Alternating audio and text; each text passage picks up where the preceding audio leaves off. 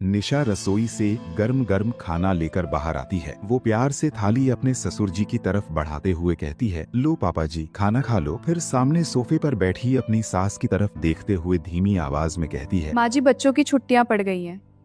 अगर आप कहो तो मैं 2-4 दिन अपने मायके हो आऊँ। इतना सुनते ही सास तुरंत तेज आवाज में बोल पड़ती है, कहीं जाने की कोई जरूरत नहीं है। तुझे पता है ना घर का सारा काम कौन करेगा।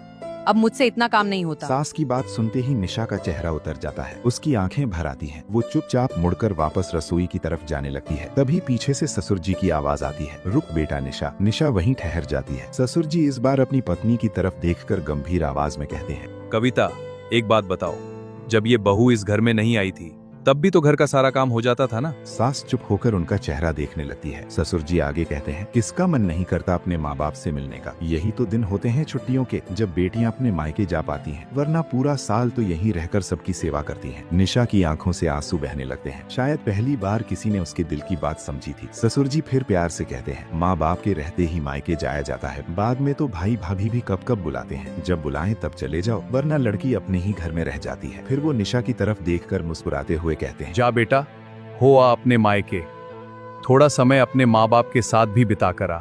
ये सुनते ही निशा की आंखों में खुशी के आंसू आ जाते हैं। उसे यकीन ही नहीं होता कि उसे इतने समझदार और प्यार करने वाले ससुर मिले हैं। ससुर जी फिर अपनी पत्नी की तरफ देखकर कहते हैं, और अगर तुझसे काम नहीं होगा तो मैं हूं ना, मैं मिलकर करवा दूंगा तेरे साथ सारा काम। अब सास को भी अपनी गलती समझ आ जाती है। वो चुपचाप बैठी सोचने लगती है कि सच में शादी के बाद एक बेटी अपने माँ बाप से मिलने के लिए भी तरस जाती है।